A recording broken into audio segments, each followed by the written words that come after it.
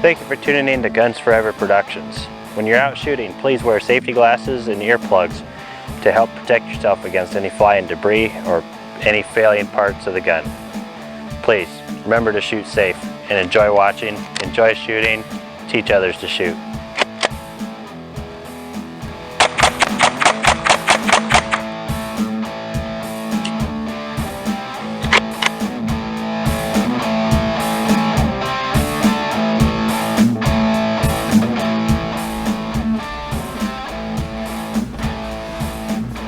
Hello YouTube, it's Guns Forever Productions. You all know me as Derek. Today we are going to be talking about the Hornady LEVERevolution 3030 cartridge, and more specifically the Hornady LEVERevolution cartridge through the Mossberg 464 SPX 3030 that I did a video of earlier on this year. And one of the issues that we're going to be trying to address is the misfeeding characteristic of the Mossberg, and I've had the suggestion that the LEVERevolution might have different feeding characteristics when it's in the gun and possibly alleviate that problem. I'm not sure if it's going to work. I bought a couple boxes today. We're going to try it. And I'll show you the video on here. It's right now currently 11 o'clock p.m. so I'm not going to be out shooting right now. The neighbors wouldn't be very happy, and the viewers wouldn't be very happy. You wouldn't, because you couldn't see the target and neither could I. So I mean, at that point I could say I'm a crack shot and I put every shot through the same hole at a 30-30 at 300 yards. You know, there's a lot of big claims out there.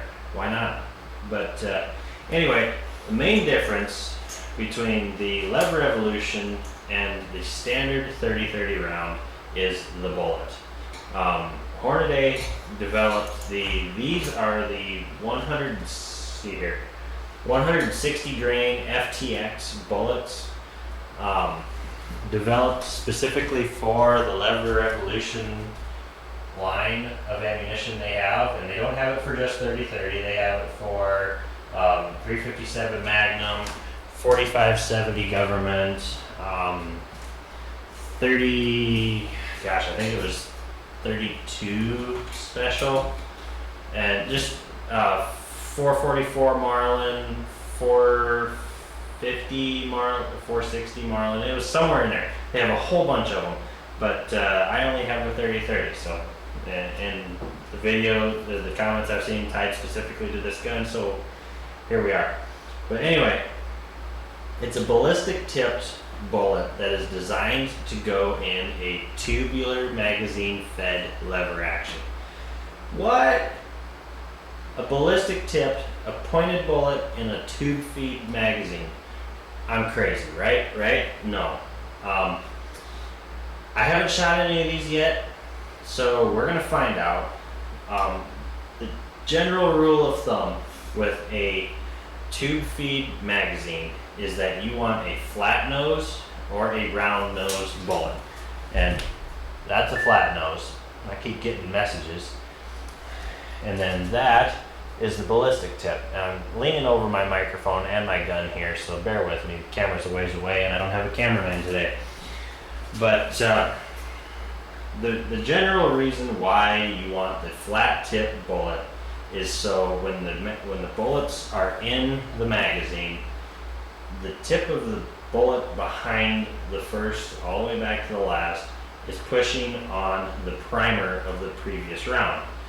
And with the flat tip bullet, it doesn't focus the pressure enough to actually strike off the primer of the round in front of it.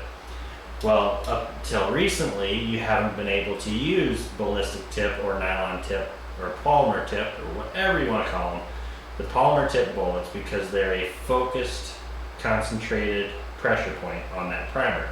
And with the proper bump or drop or kick or jostle of any kind to the gun, that could accidentally provide enough pressure to that primer to cause the round to fire off in the magazine, causing a big giant explosion and everybody to have a not so happy day.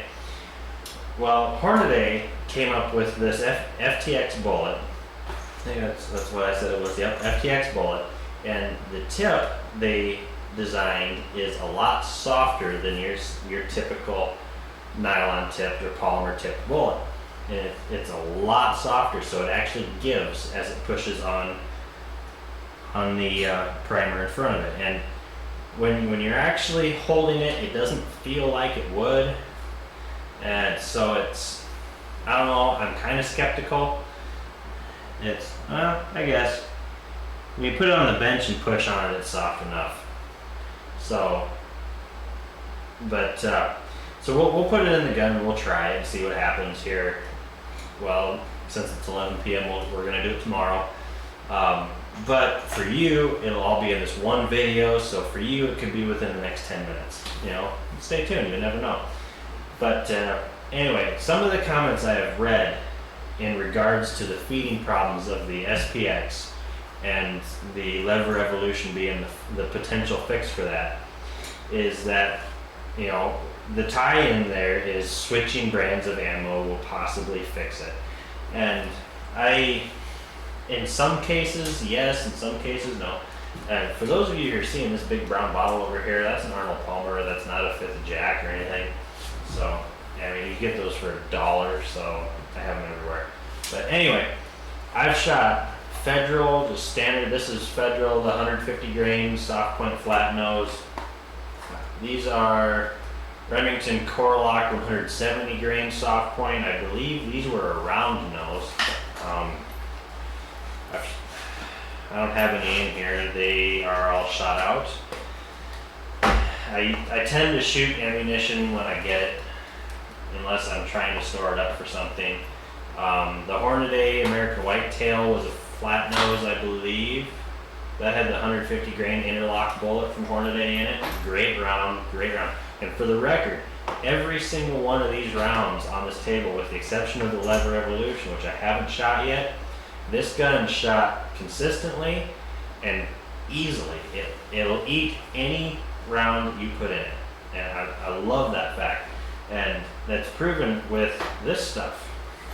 This is PPU, sometimes labeled as Privy Partisan. Yeah, it's just some cheapy ammo I ordered off the internet, and these were 150 grain flat soft point, and another box of the Federals. But all these, I've shot 4 different brands, 2 different weights, 2 different bullet styles, and they've all done the same thing. They've all caught the rim in the magazine or in the chamber as you're trying to cycle it fast. And it's caught up people that haven't shot this gun before, and it can be a little frustrating. It really can.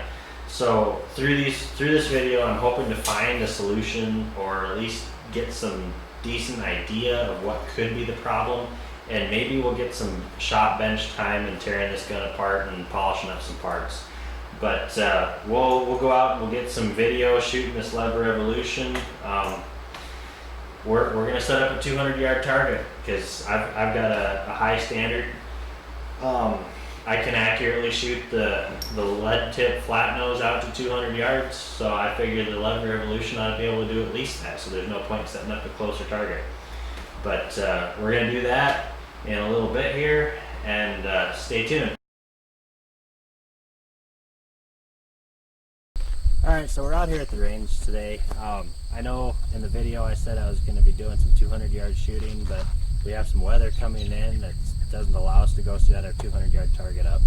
So we're in my backyard where I can get to 100, and we're going to do some ammo testing with the Federal, and more importantly, the Hornady LEVERevolution. We're going to test cyclic rates and stuff like that, and maybe some accuracy. I mean, I'm just shooting at a plate, so I could care less on accuracy, honestly.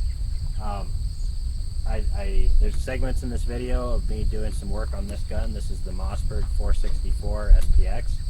I polished the bolt, I polished the feed lips on the inside of the receiver, so hopefully we'll be able to get out of that rim jamming that it does during feeding on fast cycling.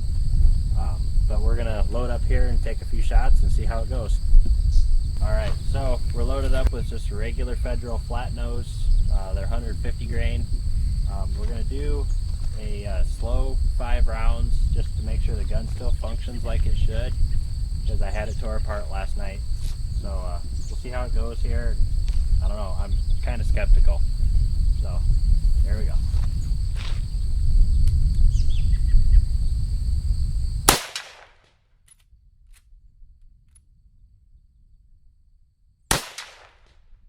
Plate fell down.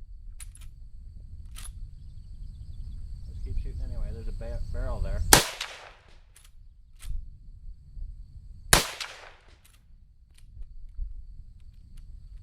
Already failed.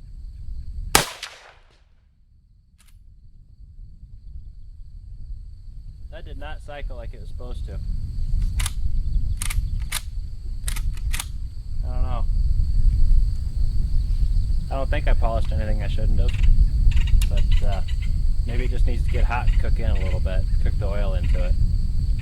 We'll get cleaned up and stand the plate back up and try something else. Alright, so that's the target we're shooting at. It's just a disc blade. Those holes, that's probably a 30-30 hit right there, but the holes in it are from, gosh, what were those from? Maybe a 243? I don't know. The 30-30 has no hope and prayer of going through a disc blade. They'll dent it up pretty good, but that's about it. That'll hold.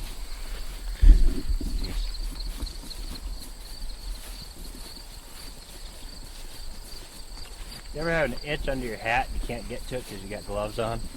Something like that. It's annoying. Sit there scratching like a dog. Alright, so we're loaded up with the Hornady LEVERevolution 160 grain FTX bullets now. I'm just going to see how they run through the gun. So far I've got 5 in the tube and it hasn't blown up yet. So that's a plus. Kind of got a little nervous shoving them in there with the bullets pushing on the primer and the round in front of it. But, well, that was better than the Federal. I don't know. We'll see.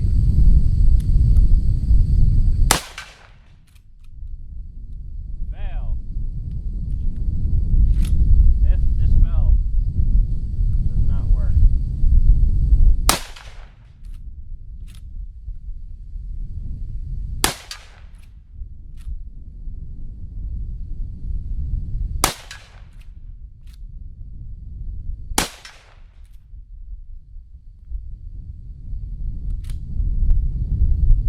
Well, if you run them slow, they work just fine. I think what's possibly happening is that the ejection on the Mossberg 464 is weak enough, even without the scope, that if you cycle it fast, that previous cartridge hasn't had time to actually clear the action yet, and it could be bouncing the next round into the old shell and pushing it back down. One thing I did learn when I first got this rifle was that you have to run the full stroke of the lever. You know, you can't halfway it to be close enough. You have to run it from stop to stop, and you have to run it with authority. Otherwise, it's not going to eject the casing, or it might not even pull it out of the chamber. I don't know. I keep toying with it. I don't think I'm going to put too much more into it. I mean, it's a $400 gun, so I guess my verdict is learn to shoot slow. You know, you don't need to be out throwing rounds as fast as the buddy next to you with an AR. It's about having fun, not burning lead. So we'll might play with it some more, and we'll see you back in the shop. Alright, so the weather held out. We just did some 100-yard shooting with the 30-30. We're headed over to the 200-yard range, which conveniently is not at my house. So we're going to try to beat the rain out here and get some 200-yard shots like I said I was going to do. So far, a little update between the Federals and the Hornadys. The Federals are shooting, as far as I can tell, just as consistent as the Hornadys are. You know, every shot hit that I didn't pull. You know, I think that's about the only ones that really missed were the ones that I actually pulled. Yeah. And but the Hornadys are cycling better through the gun. You know, you still have to run it slow. You can't jack it around like you can a handgun caliber lever action, but they cycle smoother through the action. And I don't know if that's pertaining to the design of the bullet or if it's pertaining to the modifications that I did to it last night. I don't know. I'm hoping that's not the case. If it is, I need to find it and fix it, because I do not plan on continuing to buy Hornady LEVERevolution ammo. I will if I'm going hunting with the gun, because I mean they'd be a great hunting round. Oh yeah. They keep their mass, they're heavy, accurate. I mean, and they actually, believe it or not, they shoot a little softer than the Federals did. I was kind of surprised at that. But yeah, we'll get out to the 200 yards range here, which is, you know, for a deer, a white-tailed deer, I think that'd be pretty much maximum effective for a 30-30, about 200 yards, you know, with a regular soft point bullet. Yeah. Just because they're so slow, and it's a pumpkin lobber round. You're just lobbing it out there, and you know its real only killing power is based on the fact it's throwing a 160 to 170 grain bullet. But the claim is the Hornady will extend the lethal range. So we'll see. We'll see. We'll get out there and we'll shoot. It'll be the same size disc blade. I'm not sure how big those were. You know, 24 inches, maybe not even 18. Yeah, I bet they were closer to 18. About 18 inches, something like that. Which, you know, any high power rifle ought to be able to hit it. 22 ought to be able to hit it.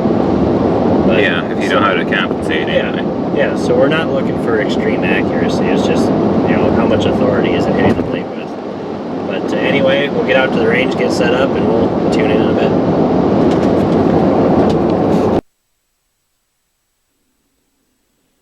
Okay, so we had a little glitch in our recording system when we were out here at the 200 yard range.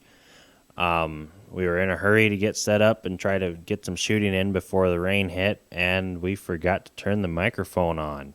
So there's no audio for these video clips, but thankfully I have a recording studio and can record audio on my own. So first off here, I'm loaded out with the Federal 150 grain flat nose bullets for the first 5 shots. We're shooting at 200 yards at another one of those disc blades. Range atmospheric notes, there's about a 10 to 15 mile an hour crosswind from right to left, and we're shooting at a slight downhill angle, but it's never really seemed to matter too much. But anyway, you'll see 5 shots impact. The first shot hits high above the plate, and the other 4 hit right on the plate. The Federals were fairly accurate. They cycled okay, and they hit with some pretty decent authority out to that range. I wouldn't want to try to take a whitetail any farther out than that, just because it travels so slowly you won't get much penetration. But overall, a pretty decent performance, a really good target load. I mean, any of the cheaper 30-30 rounds work great for target loads. They've all been very consistent.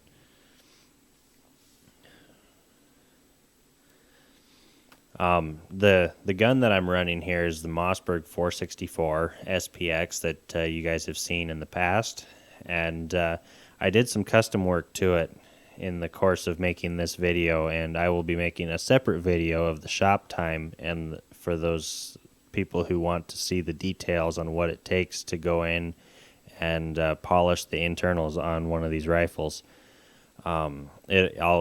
If you want to do something different, that's up to you, but I tried it just to try to fix the cycling problem that the Mossberg seems to have of catching the rim inside the feed lips when you're cycling quickly. You'll notice when I'm shooting the Hornady rounds that I'm cycling it fairly slowly and very deliberately. You want to run that lever as at the farthest extremes that it will go. You know, when you pull it up to the handle, pull it all the way up and hit the handle hard. And when you cycle the lever down, push it as far forward as it will go and don't stop halfway, because that'll actually get the bolt to seat onto the back of the bullet and pull it out of the chamber properly. And through this, all this shooting and shop work, I think my conclusions come to the rifle's problem is that the extraction and ejection of the empty casing is weak enough that it's not ejecting the spent casing quickly, so the new round coming up from underneath is actually bouncing off and getting pushed back down momentarily. That's my suspicions, but I don't know for sure. So far, that's what it's been looking like, though. Here I'm loaded with the Hornady, and as I said, watch the pace of the cycling on the rifle. It works really, really well at that pace, and being a high-power rifle, it's just happy running slow. You know, it's not a 22 where you just go out and burn 200-300 rounds every time you go out and burn them as quick as you can. But anyway, subscribe, keep watching, and thank you. Leave comments below. Have a good day.